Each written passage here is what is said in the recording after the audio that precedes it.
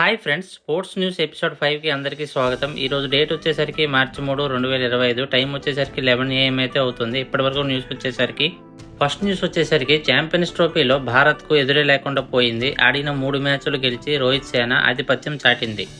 ఆదివారం group A మ్యాచ్లో 44 పరుగుల తేడాతో బలమైన న్యూజిలాండ్ను ఓడించింది. మొదట బ్యాటింగ్ చేసిన భారత్ 9 వికెట్లకు 249 పరుగులు చేసింది.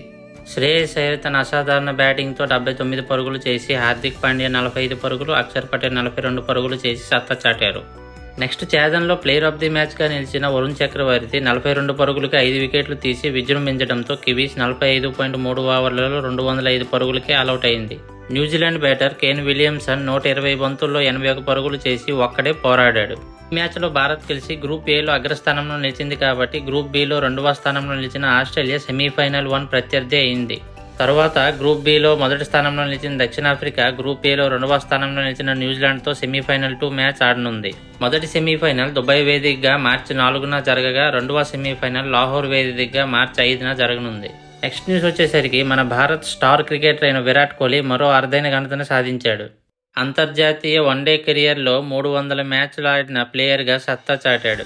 ఛాంపియన్స్ ట్రోఫీలో న్యూజిలాండ్ భారత్ మ్యాచ్తో కోహ్లీ 7వ బ్యాటర్గా ఈ ఘనతను సాధించాడు. ఇప్పటి వరకు మన టీమిండియా తరపున కేవలం 6 మాత్రమే ఈ ఘనతను సాధించారు. ఇక అత్యధిక పరుగుల పరంగా అంతర్జాతీయ స్థాయిలో 3వ ఆటగాడు కావడం గమనార్హం. కోహ్లీ కంటే సచిన్ టెండూల్కర్, కుమార్ సంగకార ముందున్నారు. మరో మ్యాచ్లో 150 పరుగులు చేస్తే 2వ స్థానానికి విరాట్ కోహ్లీ చేరుకుంటాడు. నెక్స్ట్ న్యూస్ వచ్చేసరికి నాగపూర్ వేదికగా భారత్లో అత్యున్నత టోర్నీ అయిన రంజీ ట్రోఫీ ఫైనల్లో విదర్భ విజేతగా నిలిచింది.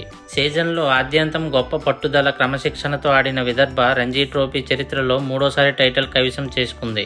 ఆదివారం ముగిసిన మ్యాచ్లో తొలి ఇన్నింగ్స్ ఆధిక్యం ఆధారంగా కేరళపై విదర్భ పైచేయి సాధించింది. 2017-18, 2018-19 సీజన్లో టైటిల్ గెలుచుకున్న విదర్భ గత ఏడాది రన్నరప్గా నిలిచింది.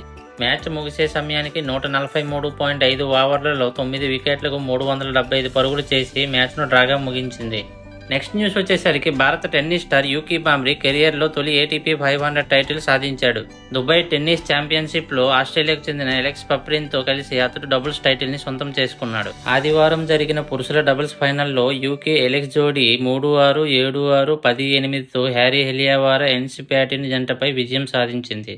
యూకీ అలెక్స్ జోడీ మొదటి సెట్ కోల్పోయినా అద్భుతంగా పుంజుకుని 2వ సెట్ని గెలుచుకుంది. 3వ సెట్లో 4 మ్యాచ్ పాయింట్లు కాపాడుకుని టైటిల్ సాధించింది. దట్స్ ఇట్ ఫ్రెండ్స్, ఇది ఇవాల్టి న్యూస్ అయితే. మళ్ళీ రేపటి స్పోర్ట్స్ న్యూస్లో మళ్ళీ కలుసుకుందాం. Have a nice day. Bye bye.